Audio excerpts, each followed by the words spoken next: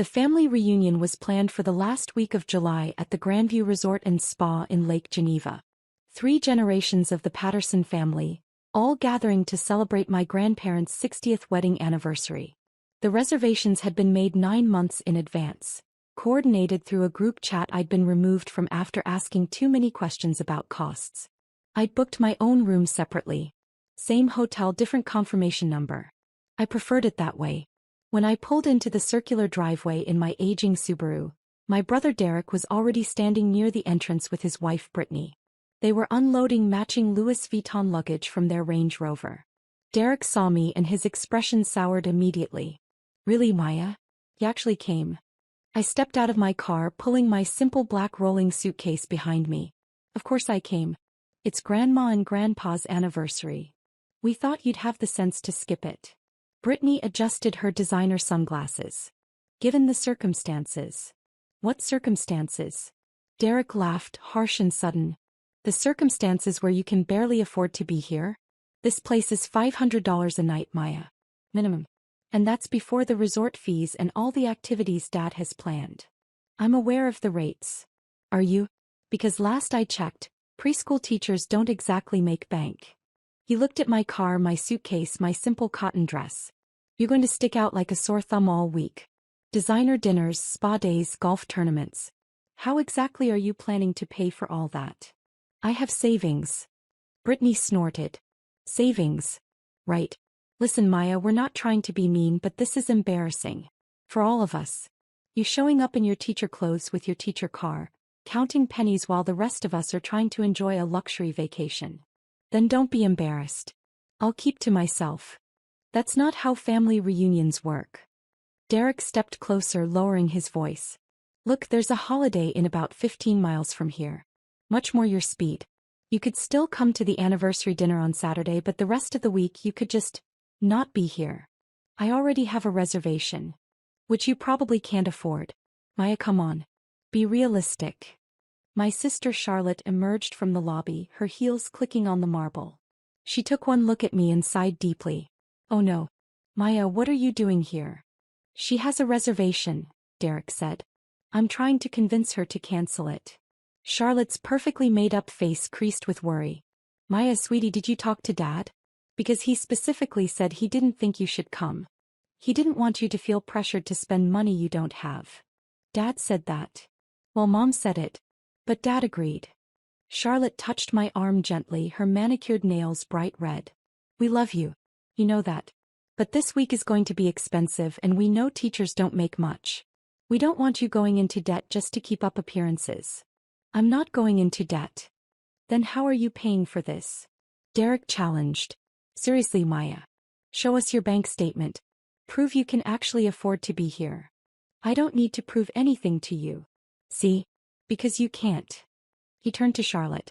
"She can't afford it. She's going to put it all on credit cards and then spend the next 5 years paying it off. It's irresponsible."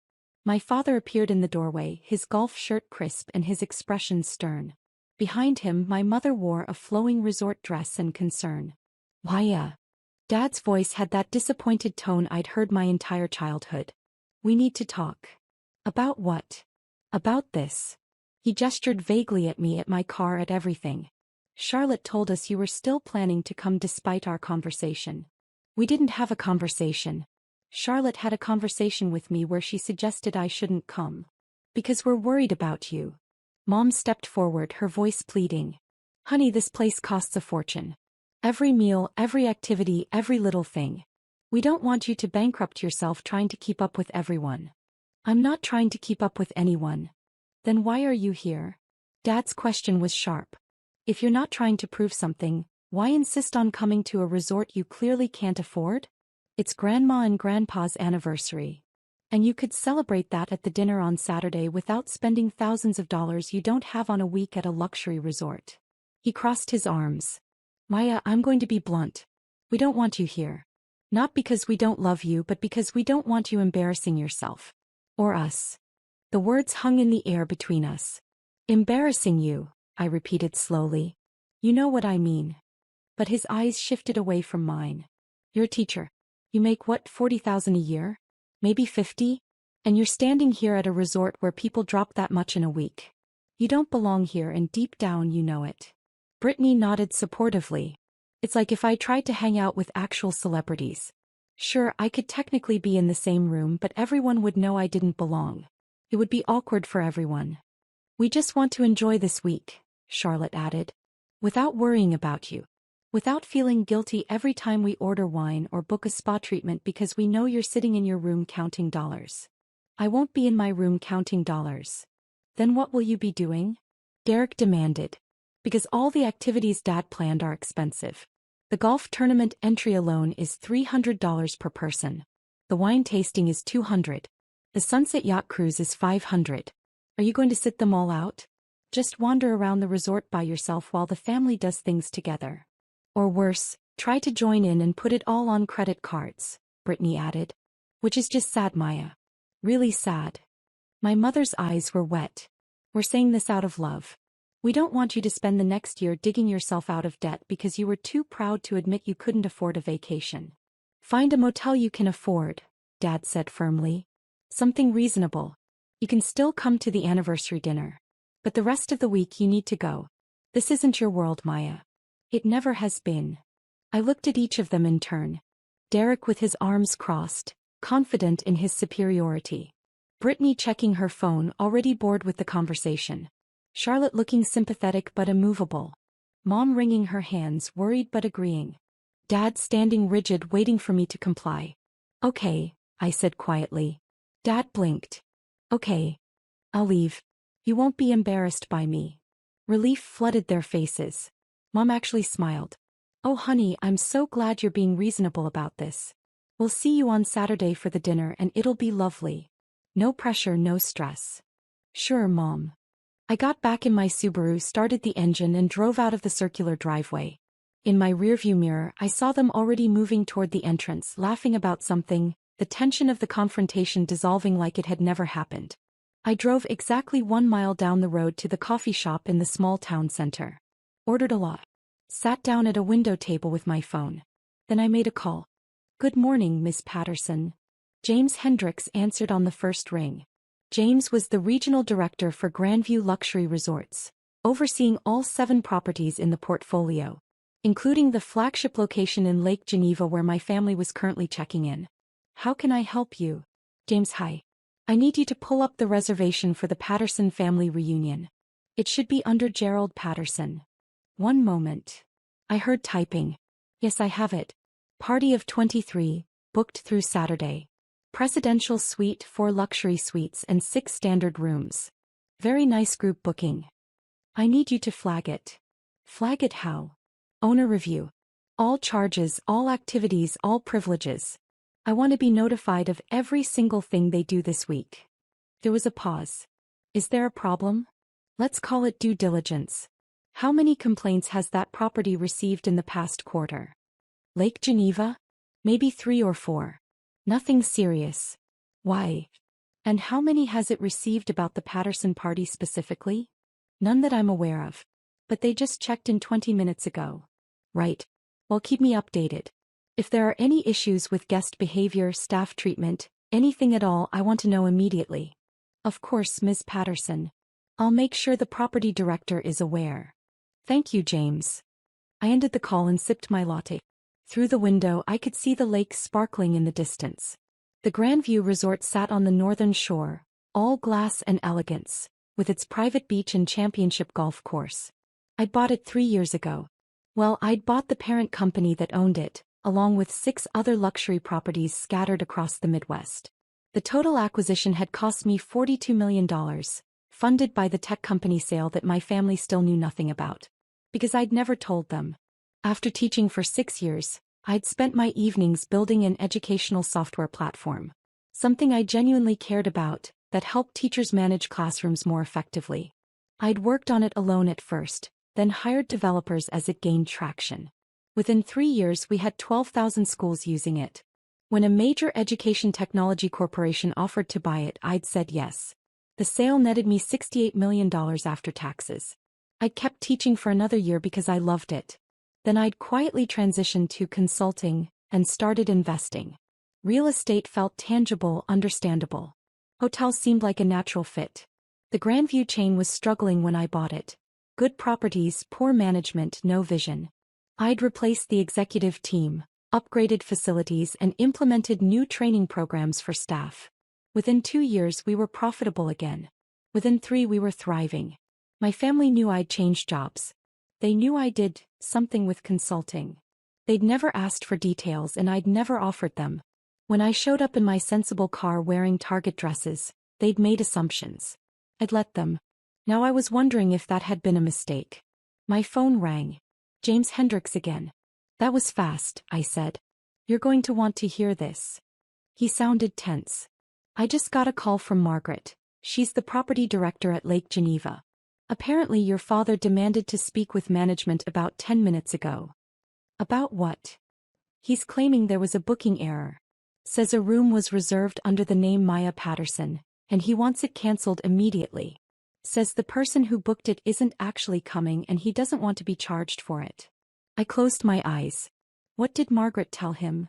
That she couldn't cancel a reservation without authorization from the guest who made it. He got aggressive. Started saying he's the head of the family party, that he should have authority over all the bookings, that it's ridiculous a hotel wouldn't listen to a guest spending over $50,000 for the week. 50,000? I whistled. He's really going all out. Apparently. Margaret held firm on policy, but he's demanding to speak to her supervisor. He's in the lobby right now making a scene. Tell Margaret I'm coming back. 20 minutes. You're coming here? I own the place, James. I can come whenever I want. I heard him smile. Fair point. I'll let her know. The drive back to the resort took 15 minutes. I parked in the owner's reserved spot, a space my family would have walked right past without noticing, and entered through the side entrance that led directly to the administrative offices. Margaret Chin was in her office on the phone looking stressed. She was 53, brilliant at her job and had been with Grandview for 6 years. 3 before my acquisition and 3 after. We'd worked closely during the renovation process. She knew my family was here. She didn't know they were my family. She looked up when I walked in and relief flooded her face. She wrapped up her call quickly. Miss Patterson. Thank goodness. James filled me in. Is my father still in the lobby? Your father. She blinked. Gerald Patterson is your father? Unfortunately. Oh no. Oh, Miss Patterson, I'm so sorry. If I'd known. You handled it exactly right. Don't apologize. I sat down across from her desk. Tell me what happened. She explained the confrontation. Dad had approached the desk demanding the cancellation. When the front desk clerk explained they needed authorization from the guest who made the reservation, he'd raised his voice. Said it was absurd that a hotel wouldn't work with its biggest spender of the week. Implied the clerk was being difficult on purpose. Demanded a manager. Margaret had come out, reiterated the policy, and offered to try calling the guest to request authorization. Dad had refused, saying it was unnecessary, that he was telling them to cancel it and that should be enough. He's still out there, Margaret said. Sitting in the lobby with your mother and siblings, complaining loudly about poor customer service. Other guests are starting to notice. I see. I stood up. Let me handle this. Are you sure? I can have security. No security. Not yet. Let me talk to them first. I walked down the hallway toward the lobby, my footsteps silent on the plush carpeting. Through the glass doors I could see my family clustered near the fireplace. Dad was gesturing emphatically while talking to Derek. Mom looked embarrassed. Charlotte was on her phone. I pushed open the doors and walked straight to the front desk. The clerk, a young woman named Sarah who'd been with us for 8 months, looked relieved to see me. Miss Patterson, she said quietly. I'm so sorry about the situation. You did great, Sarah. Don't worry. I raised my voice slightly. Now, I understand there's an issue with a room reservation? Dad's head snapped up. He strode over to the desk, ready for another fight. Finally, someone with authority. He didn't even look at me, his eyes on Sarah. I need you to cancel a reservation made under the name Maya Patterson. The guest isn't coming and I refuse to pay for an empty room. I can't cancel that reservation, sir, I said calmly. Why not? I'm telling you she's not coming. Because the guest who made the reservation is standing right here. He turned to me then really looked at me for the first time since I'd entered. Maya? What are you doing here? I thought you left. I did leave. I came back. Why would you? He stopped, confused. Wait. Did you talk to them? Did you convince them to let you stay? I don't need anyone's permission to stay here, Dad. Yes, you do. I'm not paying for your room. You want to be here so badly, you can pay for it yourself. I am paying for it myself. I always was. With what money? Derek had joined us now, Brittany at his elbow. Maya, seriously, this is getting pathetic. Just admit you can't afford this place and go. I can afford it. Stop lying. Dad's voice was rising. Other guests were definitely watching now. We all know you barely make enough to cover rent. You drive a 15-year-old car. You shop at Target. You're a preschool teacher, for God's sake. I was a preschool teacher. Now I'm a hotel owner. The silence was immediate and total. Charlotte laughed nervously. What? I own this hotel. And 6 others. I turned to Sarah. Sarah, can you pull up the ownership records for Grandview Lake Geneva? She typed quickly, her fingers shaking slightly. Yes, ma'am. Property owned by Grandview Luxury Resorts, LLC. Principal owner, Maya Elizabeth Patterson. That's... Dad's face was white. That's not possible. It's very possible. I bought the company 3 years ago after selling my educational software business. The sale netted me $68 million. I invested $42 million of it in acquiring Grandview. Mom made a small sound like air escaping. You sold a business? Charlotte's voice was faint. What business? Classroom Connect. It's an educational platform used by about 40,000 schools now. I built it while teaching, sold it in 2022. Derek was shaking his head. No, this is some kind of joke. It's not a joke. Margaret had appeared beside me, her expression professional but her eyes sharp. Ms. Patterson has owned these properties for 3 years. She's been an excellent owner, very hands-on during renovations, very supportive of staff, very committed to guest experience. But you're a teacher, Mom whispered. You teach preschool. I did teach preschool. I loved it. But I also built a company on the side, and when someone wanted to buy it, I sold it. Then I kept teaching for a while because I enjoyed it and eventually transitioned to consulting and investing. Why didn't you tell us? Dad demanded. I tried to. Remember when I said I'd changed jobs and was doing consulting work? You said consulting was just a fancy word for unemployment. When I mentioned I'd made some good investments, Derek said I probably put $100 in an index fund. When I offered to help Charlotte with her business startup costs, she said she didn't need pity money from her struggling sister. Each example landed like a physical blow. I could see them remembering, the memories clicking into place. But you still dress like... Brittany gestured at my outfit. Like you shop at clearance sales. I do shop at clearance sales. I like a good deal. Why would I spend $300 on a shirt when I can get one I like just as much for $30? And your car, Derek started, is reliable, fuel efficient and paid off. I don't care about cars. Why would I spend money on something I don't care about? Your apartment, Charlotte said weakly. You live in a 1-bedroom apartment. I live in a 3-bedroom condo in Lincoln Park that I own outright. It has 1 bedroom because I don't need more space. Why would I maintain empty rooms? Dad sank into a nearby chair. This can't be real. It's very real, Dad. You're standing in the lobby of a hotel I own. You just tried to cancel my reservation at my own property. And for the past hour, you've been complaining about customer service to staff who report directly to me. Margaret stepped forward. Mr. Patterson, I need to inform you that hotel policy requires respectful treatment of all staff members. The complaints you made to the front desk staff were noted. Ms. Patterson has instructed us to flag your party for owner review. Owner review? Mom looked panicked. What does that mean? It means every aspect of your stay will be monitored, I said quietly. Every charge, every activity, every interaction with staff. Any further issues and your stay privileges can be revoked. Stay privileges? Dad's voice cracked. Maya, you can't be serious. You're going to kick us out. You kicked me out 2 hours ago. Told me I didn't belong here. Told me to find a motel I could afford. We didn't know.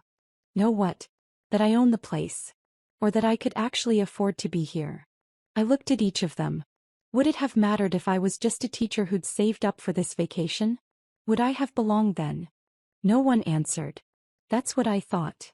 I turned to Margaret. The Patterson party can stay, but the owner review flag remains active. Any staff complaints, any behavioral issues, any problems at all, I want to know immediately. Yes, ma'am. Maya, wait. Mom reached for me but I stepped back. I have a reservation here. Room I paid for. I'm going to check in now and enjoy the facilities. You all can do the same. But if you approach me, if you harass me, if you try to have another family meeting about how I don't belong here, I will have security escort you from the property. Are we clear? Dad's face was red. You can't do this. We're family. Family who told me I was an embarrassment. Family who didn't want me here. Kept my voice level. I'm giving you what you wanted. You get to enjoy your luxury vacation without worrying about your poor sister counting pennies. I'll be here too, but you won't have to acknowledge me. You can pretend I don't exist, just like you've been pretending my success doesn't exist for 3 years. We didn't know about your success. Charlotte protested. You never told us. I tried to tell you. You didn't listen. You made assumptions about who I was and what I was worth, and you never questioned those assumptions. Not once in 3 years did any of you ask me about my work, my investments, my life. You just decided I was failing and treated me accordingly. Sarah handed me a key card. Room 412, Ms. Patterson. Top floor, Lakeview. Your usual suite. Thank you, Sarah. I took the key, then looked back at my family one last time. Enjoy your vacation. Try to be kind to the staff. They work hard. I walked toward the elevators, my rolling suitcase trailing behind me. Behind me, I could hear my family erupting into urgent whispered conversation, but I didn't turn around. The elevator doors closed and I leaned against the wall, suddenly exhausted. My phone buzzed. A text from James Hendricks. Margaret briefed me. Are you okay? I typed back, fine. Just tired. Take the rest of the day. Decompress. I'll handle anything that comes up. Thanks, James. Another text, this time from a number I recognized as Charlotte's. Maya, please. We need to talk. This is insane. You can't just shut us out. Then Derek. You're being extremely immature about this. So we made a mistake. Get over it. Then Brittany. If you're really rich, why do you act so poor? That's honestly kind of manipulative. Then Mom. Sweetheart, I'm sure this is all a misunderstanding. Let's have dinner tonight and work this out like adults. Then Dad, this is absurd. I'm your father. You will speak to me with respect. I turned my phone off. The suite was beautiful, floor-to-ceiling windows overlooking the lake, a king bed with luxury linens, a marble bathroom with a soaking tub. I'd stayed here dozens of times while overseeing renovations and operations. It felt more like home than my family had in years. I ordered room service, changed into comfortable clothes, sat on the balcony watching boats drift across the water while the sun set in shades of orange and gold. Somewhere in this hotel my family was probably still talking about me, trying to understand, trying to reconcile the sister they thought they knew with the reality they just discovered. Maybe feeling guilty, maybe feeling angry, maybe both. But that wasn't my problem to solve. I'd spent 3 years being quietly successful while they assumed I was struggling. 3 years of gentle corrections that were ignored, of accomplishments that were dismissed, of trying to share my life with people who'd already decided what my life was. I was done trying. Tomorrow I'd go to the spa, book a massage, maybe play a round of golf. Enjoy the resort I'd worked hard to restore and maintain. And if I happened to see my family in the hallways or restaurants, I'd smile politely and keep walking. They wanted me to find a place I belonged. I had. It just wasn't with them. My phone, still off, sat on the nightstand. I knew when I turned it back on there would be more messages. More demands for explanations, for conversations, for me to make them feel better about treating me poorly. But not tonight. Tonight I was going to soak in the enormous bathtub, watch a movie on the premium television, and sleep in 1,000 thread count sheets at the hotel I owned. And tomorrow? Tomorrow I'd see if my family could manage to get through one day without embarrassing themselves at my resort. Somehow I doubted it.